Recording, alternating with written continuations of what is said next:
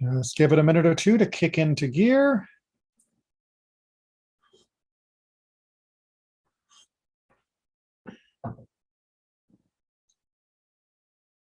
All right, that's looking all right over there. That means we can get down to work. All right, good to see everyone already online, either through Zoom or through YouTube. We are picking up in chapter 9, Mishnah number 5, and we are picking up our discussion regarding different categories of cleanness. As always, anytime we come across the idea of tameh or tahor, something that is ritually impure or ritually clean, please do not think of that as being anything to do with dirt or disease. It is nothing to do with modern sanitation or hygiene. These are ritual terms that are about spiritual concepts and nothing that would be detectable under a microscope. We are not talking about molecules of impurity here. We are talking about a spiritual concept. So as we go through and we keep using these terms, just remember we're talking about things that are modifying our status in the ritual. We are not talking about things that are changing us physically. Good. With that caveat, which I think I'll be saying till I myself become a source of ritual impurity, we begin from chapter 9, Mishnah number 5. With regard to a thigh bone of a corpse or a thigh bone of a consecrated animal. All right, pause. What are we talking about thigh bone? What we're actually talking about here are marrow bones. Now, in particular, that is often focused on the thigh bone in Jewish law, but technically any bone that has marrow in it could be in this category. But we're going to stick with thigh bone because that's our translation and a common focus of the halakha. So we are talking about a human body, or we are talking about the body of an animal that has been consecrated. Those are the two we're talking about at the moment. We're not talking about your average goat. We're not talking about your average cow that's just being slaughtered for food. And we're not talking about one that was killed by some other means. That'll be in part 2. You have the thigh bone of a corpse or the thigh bone of a consecrated animal. Who touches it, whether it be stopped up or pierced, becomes unclean. So stopped up and pierced, we need to clarify. That means that the bones, I don't know how much you've experienced working with bones, that a bone will often remain intact all the way around, at which point the marrow inside the bone cannot be seen. However, bones can sometimes be pierced, either cracked, cut, or just have a hole in them. And that is what it means to be pierced, meaning that there is a channel from the inner part of the bone to the external. If you have a case where you're touching the thigh bone of a body, human body, or of a consecrated animal, then whether it is completely intact and healed or whether it is pierced, the ritual impurity is transmitted regardless. Does that make sense? Okay. Rabbi. Yes, go ahead. I couldn't figure out what was the difference between this one and the one below. I know it says Nevelah. What was Nevelah again? All right, let's get to the one below and then we'll do our comparison. All right, so part 2 of this Mishnah. With regard to a thigh bone of a nevelah or of a dead sheretz, a sheretz being the creepy crawly, and a nevelah being an animal that died from a non-kosher slaughter. Remember, we talked way back at the beginning that in the modern terms, we would probably just casually call it treif, but treif has a unique legal term for an animal that is suffering from a terminal condition. Nevelah means an animal that died from something other than proper kosher slaughter. So you have just your regular cow and it gets hit by a bus, it is nevelah. You have your regular goat and it has a heart attack and drops dead, that is nevelah. Yes, Aaron? But wasn't Nevelah essentially the same thing as a corpse? But this is only for the corpse of an animal. We would never call a human a nevelah. Didn't above say, but it was the same as a human corpse or an animal corpse? Well, no. It said the human corpse or a consecrated animal's corpse. And it's the All right. consecration that makes it in a different category in part one. All right, that makes sense. Sorry about that. Thanks. That's okay. That's why we're here, is to make sense of it. And as we've talked about before, the Mishnah doesn't always put all of the words on the page that you need to help unpack things. It speaks in its own condensed technical language. So with regards to that nevela, or a dead sheretz, one of those creepy crawlies, if it was stopped up, meaning if it was completely intact, then whoever touches it remains clean. So you're out in the back field and you come across a dead cow and it's been picked clean by the vultures, and there is its big old thigh bone full of marrow, but it's all intact. You pick it up, you haul it back to do whatever you're going to do to clean up. You have not contracted any ritual impurity. But if it was pierced at all, then it conveys uncleanness by contact. And the pierce can be absolutely small. The term that's often used is even the size of a hair, meaning that it's a hole big enough into the bone, just big enough for a hair. That still is enough to now make it transmit ritual impurity. Now, we've talked about touching, but there is another category of carrying. So the difference between, of course, touching and carrying, meaning lifting up, that might make a difference. But in part 3, it explains, and where do we know that the same rule applies for carrying? From Scripture says, he that touches and he that carries. This is from Leviticus 11:39. Anything that can become unclean by contact can become unclean by carrying.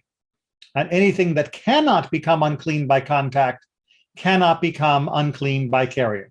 So the fact is that it is the same one way or the other. That the carrying does not have a greater stringency nor a greater leniency. That they work the same between the touching rule and the carrying rule. All right. Mishnah number 6 from chapter 9. Actually, just a second. I've been talking with the kids for an hour and a half at school, so I need to sometimes replenish the moisture. Rabbi, I have a quick question.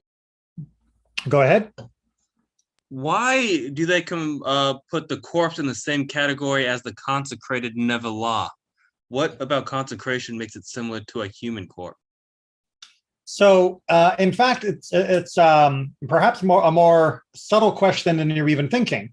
The impurity with regards to a consecrated animal is, in fact, of rabbinic origin, as opposed to the impurity for the human body.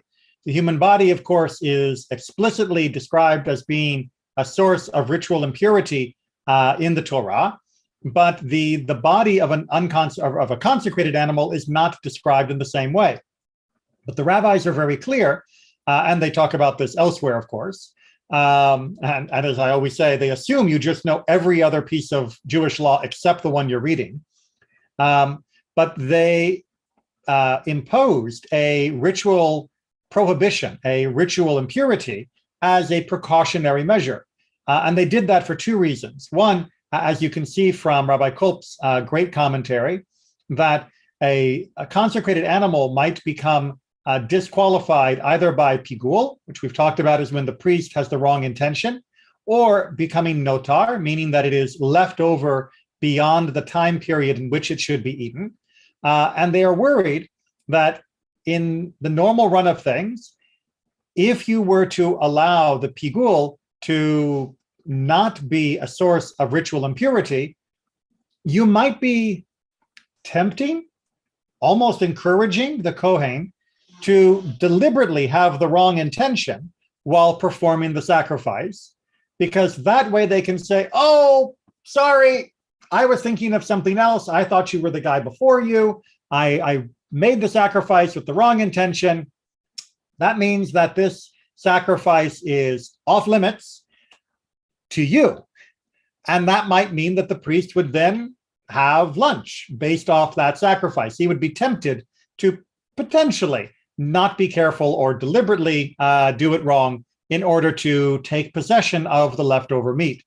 By making it that a pigul animal would render him impure, they were putting a barrier in place. The Kohanim, even those that were more likely to cheat or be unethical, had a very strong reluctance to violate the ritual purity laws.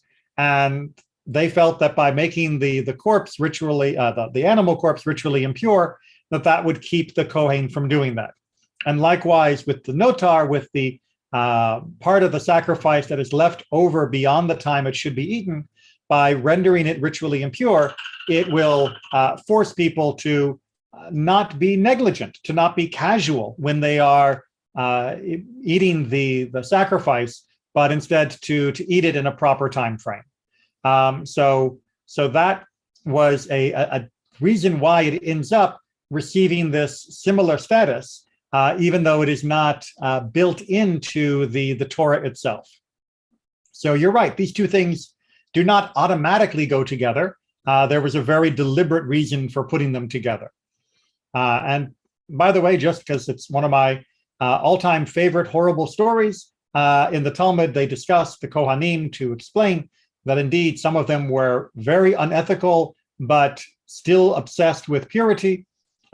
When there was a case of one of the Kohanim that was stabbed by another, they deliberately said, don't take the knife out here because that will create ritual impurity. So they were less worried about the fact that one of them had just been almost murdered or was dying from the stab wound, and were more worried about the ritual implications than they were about the loss of life. That's not all Kohanim, of course, but we have gone through different periods where the Kohanim, while still adhering to many of the ritual laws, were not the most ethical of people. And this rabbinic enactment was partly in response to that potential problem. And Rabbi, did they compare it to the dead body then based on that? Because that's obviously the dead body is the most worst kind of impurity. Well, yes. I mean, they are making it very strict. It's not the same level. It's not an avtuma, the primary source of ritual impurity, but it is being put in that same category of, even if it is completely covered, it'll still render ritual impurity, meaning that it becomes even more off limits for those that are the most careful about ritual impurity, which of course are the Kohanim, the priests. All right, now we get to eggs, but not the kind you like. The egg of a sheretz, remember this, those are creepy crawlies, in which there has formed an embryo, is clean, right? Even though inside the egg there is the little creature that once it comes out of that egg would cause ritual impurity, when as long as it's inside the egg, it is fine. If it is pierced, however small the hole was, it is unclean. So again, because the interior is a sheretz, once there is a gateway, a tunnel between the inside and outside, once that egg is breached, then the egg itself becomes ritually impure and transmit that same impurity as if you touched the body of the creature directly. This is, again, an example of the idea that it doesn't have to be in direct contact, but in contact with the totality of it that has now been made one. It's like the inside has become part of the outside, therefore the outside is the same as the inside because of that breach. And now part two, which I think will get some interesting discussion. A mouse, which is half flesh and half earth. All right, before we can go any further, what do we mean a mouse that is half flesh and half earth? Well, they mean exactly what they are describing. The rabbis of the ancient world, along with many other communities in the ancient Near East, believed that there were mice that were born from the dirt. This is an example of spontaneous generation.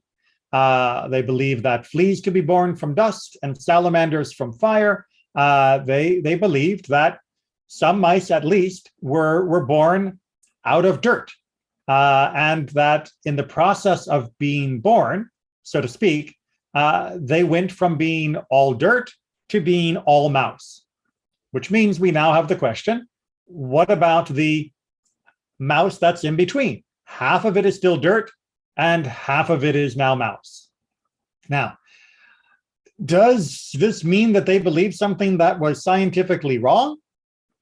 Yeah, yes, it does. You can go to Rationalist Judaism, a website and run by an author named Rabbi Slifkin, who has written many different books on the animals and how they fit in Jewish law. And he has gone through the entire body of Jewish literature to explain that, yes, the rabbis made analysis based upon the science of their day, and they did what they could with the science of their day. The same way that early rabbis who were trying to make rulings on electricity often made rulings that were inappropriate because they were basing it upon the explanation they had received, which is different than the actual physical properties of electricity. They made mistakes only because the science was faulty, not because their logic or Jewish knowledge was faulty. If someone gives the wrong information to the judge, it doesn't mean the judge is wrong when they make a ruling that with hindsight would be recognized as wrong. The rabbis properly analyzed the science of their day, well, the biology of their day, which believed in many areas of this part of the world that there were such creatures. And since they believed there were such creatures, they bent their minds to try and understand how would Torah actually deal with such a critter when dealing with this particular point of Jewish law. The fact that the science that they were trying to answer was wrong doesn't in any way diminish the authority of our sages or the insights that they have. It just means that they were absolutely doing the best they could with the contemporary information that they possessed. This is something that is an ongoing issue in Judaism, like I mentioned with the electricity example. And then as we began to develop things like the internet or space travel, the rabbis are often called upon to try and make rulings based upon the understanding of the physical world as it currently stands. And those understandings can sometimes be updated, and that means the ruling can sometimes be updated. And that is perfectly fine and appropriate. No one ever claims that any pronouncements are infallible simply because they were uttered by the rabbi. If the rabbi was given bad information, then of course we're going to have to update the ruling based upon better information. So a mouse is a sheretz. It is one of those creepy crawlies we keep talking about. So now we need to figure out what happens with the theoretical half flesh, half earth. But before we get into that, I'm just going to pause there because I want to see if there are any questions on that general discussion of how do we relate when we know the rabbis got the science wrong. Everybody's okay, that's great. If you have other questions that are beyond our time frame for tonight, by all means, check out Rabbi Slifkin's website and his books. They are a joy to read. He's a great writer, and he has a lot of very interesting things to say. Okay, if a man touched the flesh, meaning the actual mousy part, he becomes unclean because it's a sheretz.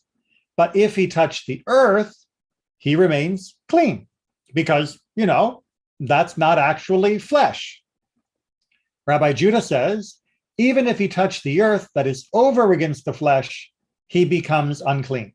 So Rabbi Judah tries to say, there's more of a gray zone at the edge of where this works out. And that means that, yes, there is a different ruling. He loses that particular argument, but the specifics of the ruling are perhaps less important for us because obviously this is not something that actually exists.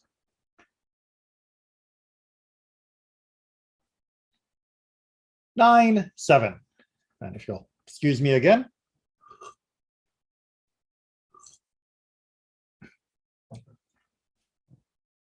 Limbs or pieces of flesh which hang loose from a living animal are susceptible to food uncleanness while they are in their place. Sorry, just got to make sure my lips work in connection with what I'm trying to say. So what we have here is an animal, and part of the animal, whether it be a flap of skin or even a full leg, has become mostly removed from the animal. It is mostly severed. And this is not going to just heal. This is not going to regrow. This is on its way off. Then while it is attached to the animal, it would normally be considered pure because the animal remains pure as long as it's alive. Right? We don't worry about what a living animal comes into contact with until it becomes food. It is a pure thing. However, we do allow for food impurity to attach to this loose piece of the animal's flesh. There is a stringency, if you will, to this almost detached piece where it can become impure. And that detached piece does have a slightly different status of food level uncleanliness, which is a subset of impurity. And that is something that we do have to be mindful of for the animal in this place. And in order to become unclean, they must first be rendered susceptible to uncleanness. As we have talked about before, although probably not for some time, I think, in order for any food to become unclean, once it's been food, meaning plucked from the tree or removed from the animal, it has to be moistened. It has to come into contact with one of the 7 forms of liquid, which Rabbi Kolb lists for us: water, blood, milk, dew, honey, oil, or wine. Now, most meat, of course, immediately becomes moistened by the blood because that's obviously what it's coming into contact with. But like all other forms of food, this semi-detached piece of the animal does still need that liquid element in order for it to then become susceptible if it comes into contact with a sheretz or some other form of food impurity. And as I was just mentioning for part 3, if the animal was slaughtered, they have, by the blood of slaughtering, become susceptible to uncleanness, in the words of Rabbi Meir. Rabbi Shimon says they have not become susceptible to uncleanness. Now, the idea here is, as I mentioned, with Rabbi Meir's opinion, is that once you have slaughtered an animal, well, clearly the blood has been released from that animal, and that means it is now going to be susceptible to food uncleanness if it comes into contact with something that would render it so. Rabbi Shimon has the other opinion and points out that since we can't actually eat this thing, right, that this part is not available as proper food, like we saw way back up in chapter 4, we should also not worry about it becoming susceptible to food uncleanness. If it's not going to be food because it's not permitted, then it's not susceptible to food uncleanness. FYI, Rabbi Meir wins that debate. If the animal died, meaning just died without being slaughtered, which you can imagine if it has a dangling leg would be a very likely outcome, the hanging flesh must be rendered susceptible to uncleanness, meaning that once it dies without having actually been slaughtered, for example, just drops dead in the field because of this problem, that it becomes nevela, but but the part that was hanging off of it is not considered nevela because it was not fully attached to the animal at the time. So that means that its status is vague. The general opinion that we're having here is that it must become, it would be capable of becoming unclean, but only like other types of food, after it has been dampened with one of the liquids we already talked about. Yes, Aaron? Rabbi, was the reason that if it's not considered to be food, it can't contract on food uncleanliness? Is that the same as what we learned with the sciatic nerve in regards to animals that are unclean? It is a parallel idea, yes, which is why Rabbi Shimon's argument is not completely illogical. We've seen a few times where in some circumstances, if something would not be eligible to be considered food, then the rules of food do not apply to it. Like always, I will just continue to remind, just because something doesn't get counted as food doesn't mean it's okay to eat it. It's not like dirt or something that's otherwise inedible. It is still prohibited to eat it. The argument between Rabbi Meir and Rabbi Shimon, however, continues in part 5. The limb is unclean as a limb severed from a living creature, but is not unclean as the limb of a nevelah. These are the words of Rabbi Meir. Rabbi Shimon declares it clean. So in Jewish law, hopefully you know that one of the mitzvot that we believe is incumbent upon all people of the world, not only Jews, is not to eat from a limb that has been torn from a living creature. You can't just walk up to a chicken, tear off its wing, cook it, and eat it. And in fact, doing so renders that piece of meat as unclean. So the argument here is, what kind of uncleanness is this? Is that limb that was dangling when the creature died, is that limb going to have the status of the full corpse? Or will it have the status of a limb that's been taken from a living creature? And Rabbi Meir's position, which is the victorious one in the argument, believes that it should be treated as though it had been torn from a living creature. After all, it was separated from the living creature primarily when it was separated. Rabbi Shimon, on the other hand, says that it was separated, which means it is not going to be part of the nevelah, and it is also not a limb torn from a living creature because it was still partially attached when the animal was alive. And thus, the limb itself would be considered clean. And again, clean just means does not transmit ritual impurity. All right, I know these topics are not ones that people enjoy so much, so I'm not surprised if we're not getting a lot of questions or discussion. And unfortunately, for those that aren't enjoying this, we are going to continue with the body parts. I promise we will be changing subject in just a little bit. Yes, sir.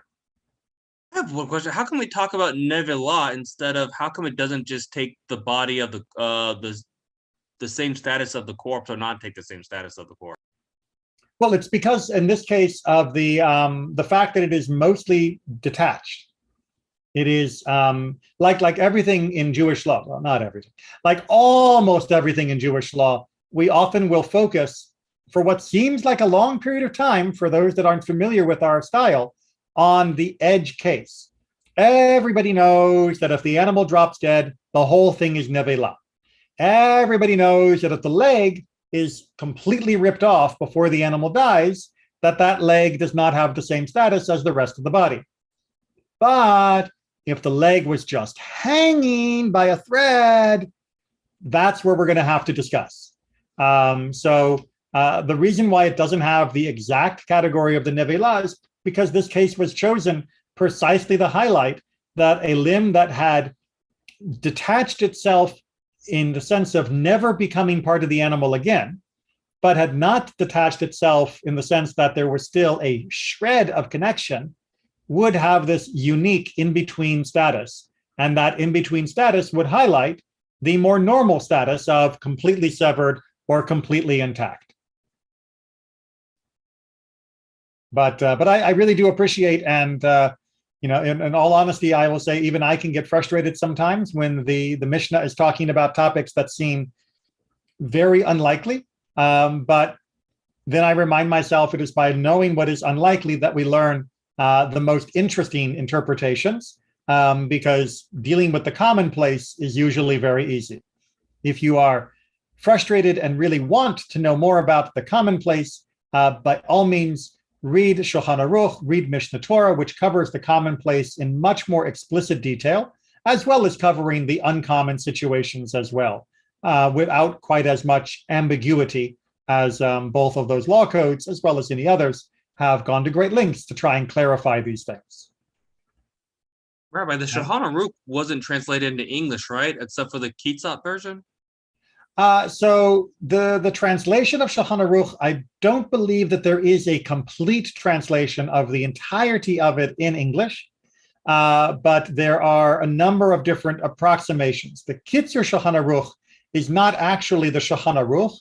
That is a later editing of the Shulchan Aruch and an abridgment. It was shortened to make it, shorter, and to remove some of the discussion. The Shulchan Aruch itself, of course, has multiple opinions, both within its text, as well as, meaning because it's written by two different rabbis, as well as within each rabbi's statement, they will often talk about other opinions in their communities. So yes, the Shulchan Aruch itself doesn't have anything like an official or widely available complete English translation, but you can often find large portions of it to be translated. For example, on Sefaria, you'll find large portions of it that are translated. But one advantage is that the Shulchan Aruch has many passages which are taken from Mishnah Torah, which means the translation for one will be good for the other. And also the Hebrew of Shulchan Aruch is usually very transparent. It's not poetic. It is not full of metaphor or simile. It is not academic. It is very cut and dry. And once you learn the terminology for a particular topic, usually it's not too hard to navigate the text and what it's trying to say.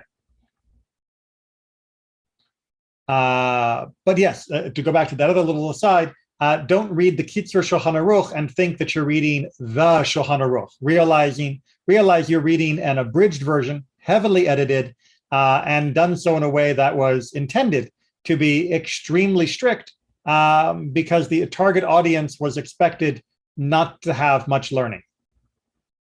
And the author believed, give people fewer options because you can't trust them to make a good choice. So, Mishnah number 8. A limb or a piece of flesh which hangs loose from a person are clean. So, this is going to sound horrible, but accidents happen, and in the ancient world, even worse than the modern. But somebody with a piece of skin torn off or a finger almost removed, it's horrible to even think about.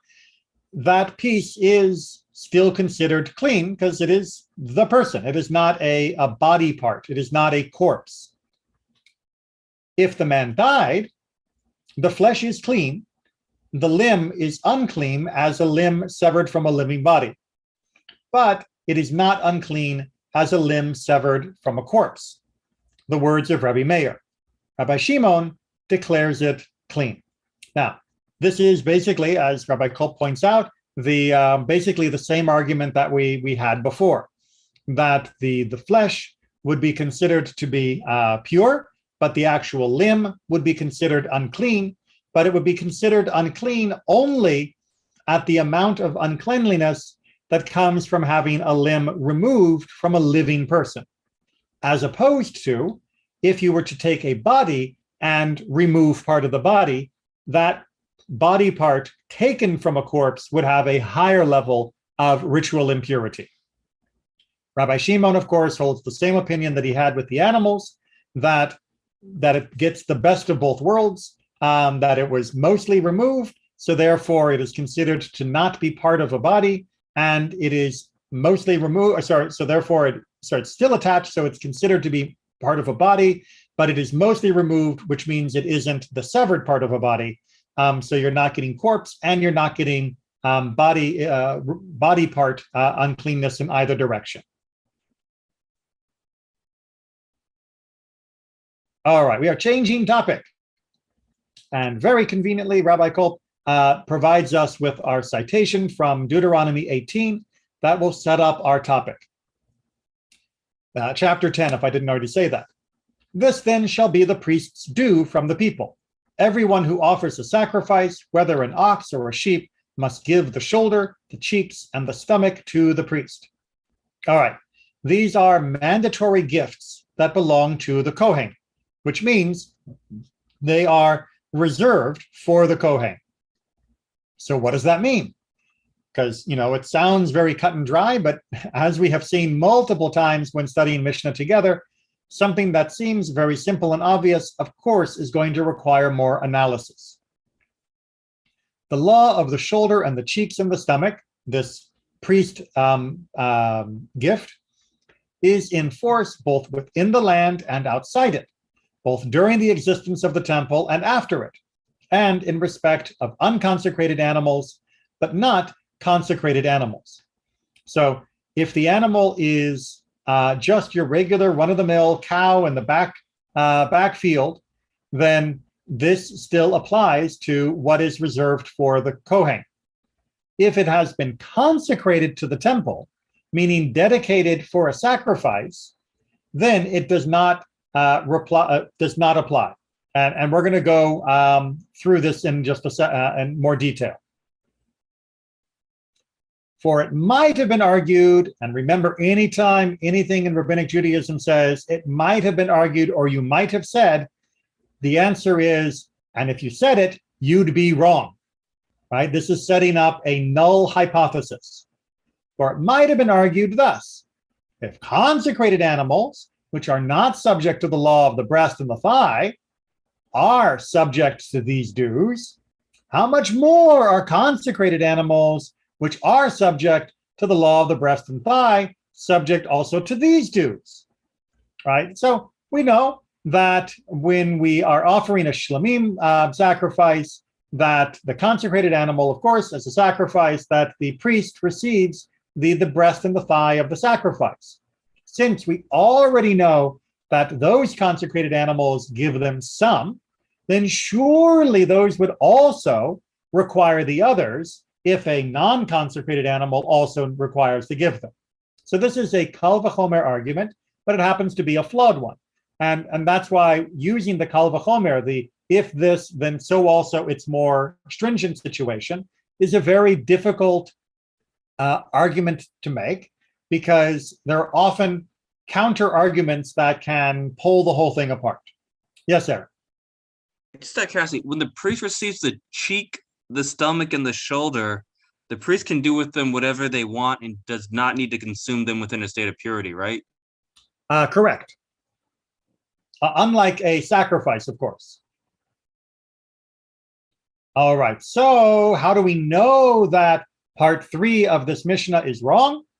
Scripture states, "And I have given them to Aaron the priest and his sons as a due forever." Leviticus 7:34. Only what is mentioned in this passage shall be his. Right? The Torah is saying that this is the due, and only this is the due, meaning that their due is the breast and the thigh from that shlamim sacrifice. They don't get an additional due from that particular type of offering. So therefore, the consecrated offerings do not get this extra parts removed. That is reserved for the non-consecrated offerings that are being slaughtered. Okay, with that topic now, hopefully clearly in our mind, we need to deal with blemishes.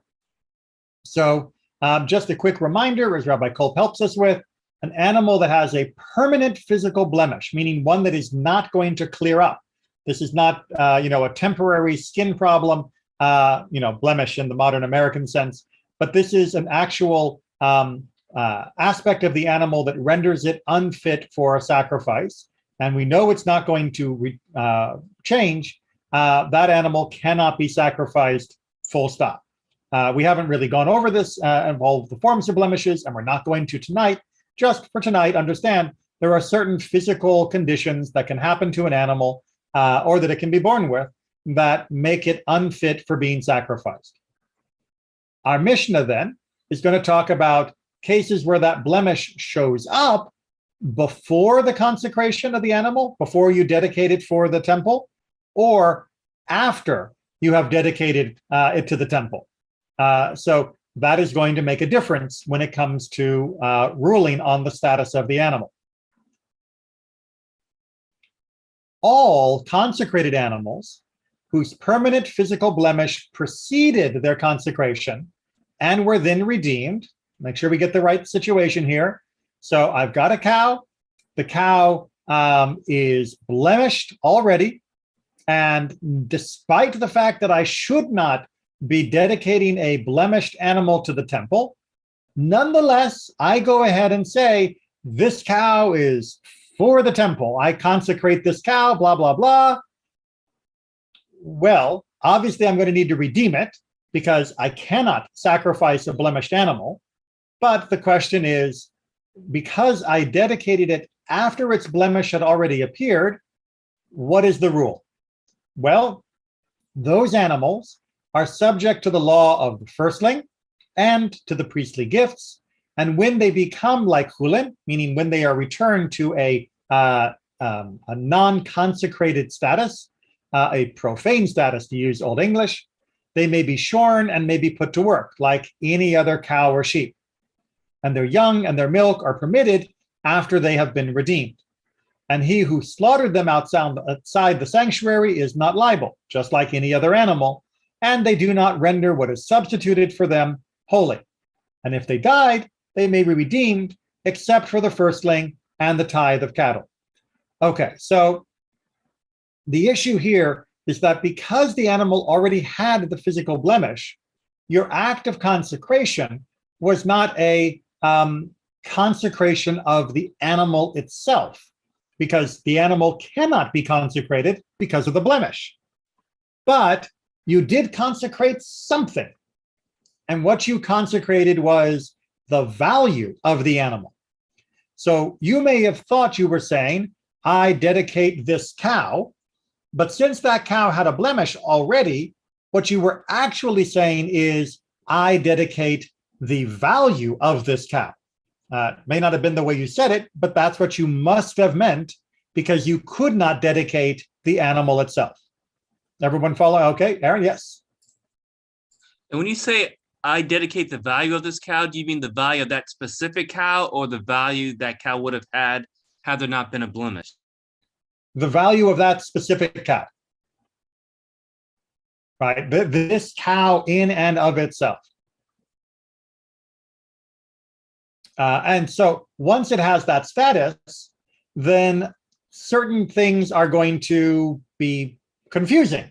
You know, is it treated like a regular, normal, non-consecrated animal, or is it treated like a consecrated animal because it is the embodiment, literally, of the value that has been dedicated? And in general, as we're going to see, it is treated like a non-consecrated animal, and treated as such when one goes through all the process of redemption. So to go through the list, I think Rabbi Kolp explains it better than I can, and probably in fewer words. If it gives birth to a firstling, meaning the firstborn animal, which are always dedicated for the temple, then that firstling is considered holy, just as it would be with any regular Chullin animal. Any Chullin, again, is like non-holy. When one slaughters it, you have to give the shoulder, cheek, and stomach to the priest, just like you would for any other Chullin animal. After it becomes officially Chullin, by going through the redemption process, you can shore it, cut off its wool, you can use it in the field, just like you would with any other. And it's the children born to it and its milk are also not prohibited. slaughtering it outside the temple is perfectly fine because it was a non-sacred animal. And if you try to exchange it for another animal in the redemption process, that new animal does not become holy in that process. Now, if the animal dies, it does still need to be redeemed because, well, that animal is still the embodiment of the value that has been pledged. But once it dies, then the animal can be, the meat can be used for giving it to the dogs. The only exception to all these rules is if the animal had a permanent blemish, is itself a firstling or a tithed animal. So this animal was born with a blemish as a firstling or an animal that was selected as a tithe. Then, because it is holy already from the start, then it is in a different situation. And that means that they cannot be treated as just being a regular animal, even though obviously it cannot be offered as a sacrifice, because it does have an inherent sanctity by virtue of being in these categories. All right, and then let's reverse the situation. All consecrated animals whose consecration preceded their permanent or their impermanent blemish. All right, so now we've got an animal, and the animal looks fine to me, and I say, this cow for the temple, blah, blah, blah, blah, blah, and then it gets a problem. Either a blemish that's going to make it permanently disqualified or a temporary blemish that will make it disqualified as long as it has that blemish. So what happens? They preceded their consecration, and then subsequently they contracted a permanent blemish and they were redeemed. They are exempt from the law of the firstlings and from priestly gifts, and they are not like unconsecrated animals to be shorn or put to work. And even after they have been redeemed, their young and their milk are forbidden, and he who slaughters them outside the sanctuary is liable, and they render what is substituted for them holy. And if they died, they must be buried. So, as you can imagine, and we've sort of hinted at many points, but I think this is probably the most explicit we've come across in the Mishnah together, an animal that you dedicate for the temple that then becomes ineligible is still going to have restrictions on it for the rest of its life. Now, you might be asking yourself, why in the world would you have a cow, let's say, you're a regular cow and you're dedicated to the temple, why would the Torah and the rabbis in their interpretation say that that animal, even if you redeem it after it contracted a permanent blemish, is not going to be able to be used, not going to be able to be milked, not going to be able to be taken for its wool, that you cannot slaughter it outside the sanctuary, even though it isn't fit to be offered as a sacrifice. And when I need to substitute something for it, it automatically becomes holy. And if it dies, it has to be buried. Why all of these stringencies? Well, once again, the Torah and the rabbis understand humans. If you allow an animal to be deconsecrated completely and put back into the normal version of the farm life, then there will be people who regret their choice of animal, who will deliberately blemish it in order to disqualify it and return it to their normal work system. The Mishnah and the Torah are trying to say, once it has been consecrated, it stays consecrated. Even if you go through the redemption process, even if it is now no longer consecrated, it is still going to be under an important reserve for the rest of its life. And that status is important for preventing misappropriation of our actions. Now, in all of this question, we're going to get a great little side discussion of what happens if you mix things up. And I mean literally. So here we are in Mishnah number 3. A firstborn got mixed up with 100 other animals. So, you got a bunch of farmers or shepherds, and there are 100 sheep, and one person knows that they had a sheep just give birth to their firstborn, and everyone else says, Mazel Tov, all of our sheep just gave birth to a whole bunch of lambs too. And all of the lambs get mixed up together. The storm comes, knocks down the fence. They're all mixed up in the same field, and they have 100 lambs all running around. One of them, everyone knows, is a definite firstborn and thus has special status. But which one? Which one is the one that has that status? There's no way to identify them. And again, this is built off the idea that you don't have a tag on it. There's not like a dab of paint on it. It's just completely all baby lambs look alike. What happens?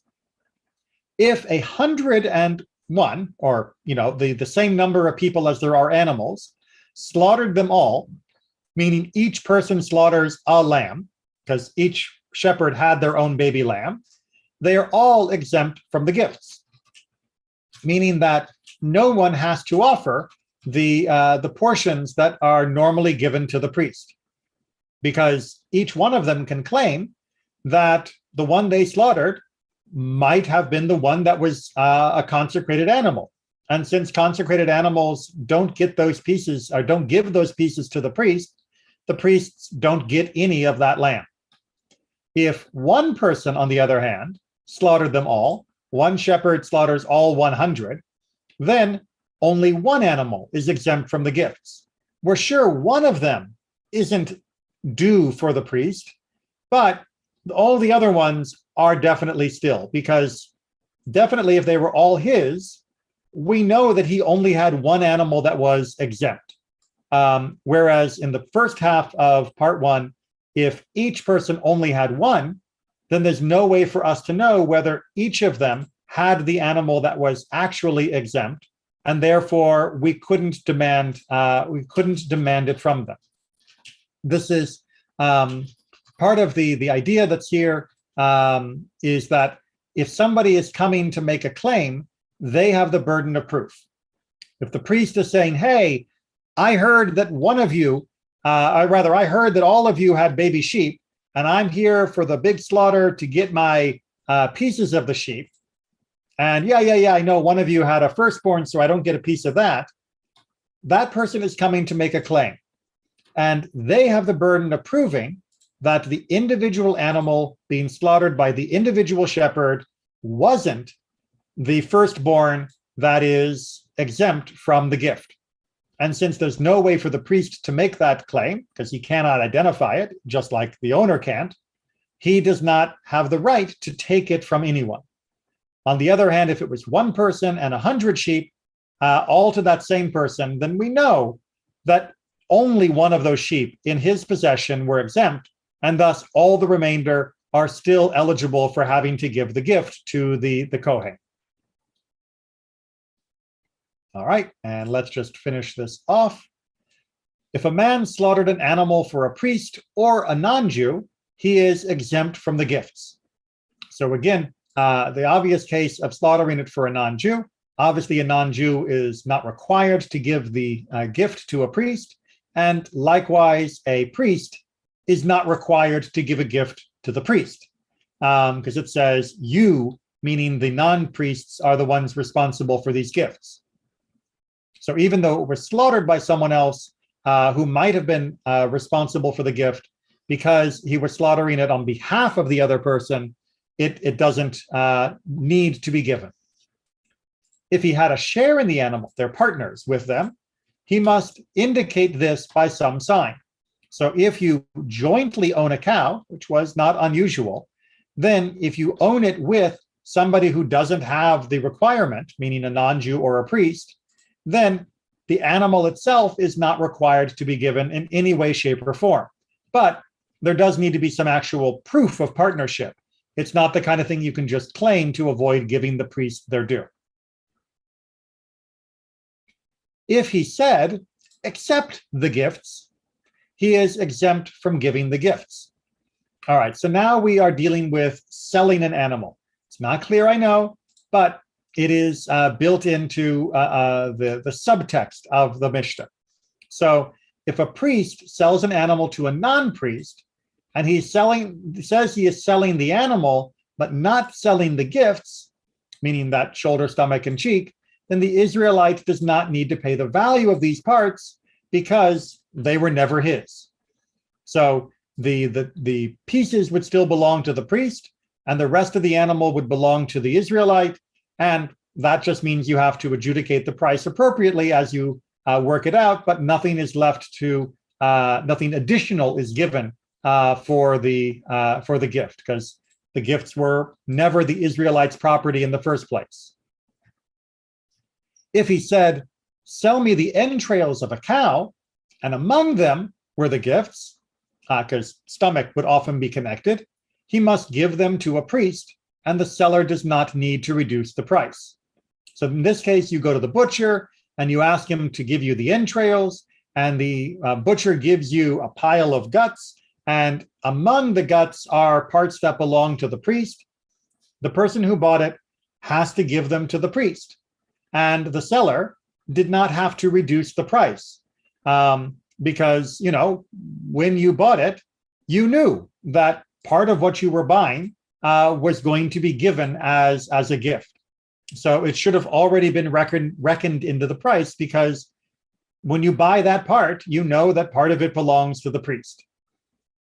And part 6, but if he bought them from him by weight, he must give them to a priest, and the seller must reduce the price.